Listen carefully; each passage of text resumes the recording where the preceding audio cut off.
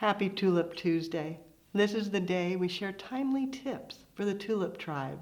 Today we're talking garden roses. When they're open and gorgeous, they are a favorite. But we've all been there getting ready for a wedding when they're not open. And how many times have you sat and blown until you just about are ready to hyperventilate?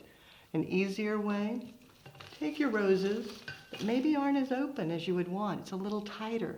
And using gravity and water, just pour water right into the center and let it reflex out naturally. And it opens it up beautifully. Let it set, let it reflex. And then when you're done, just dump it right back out and it'll be beautiful.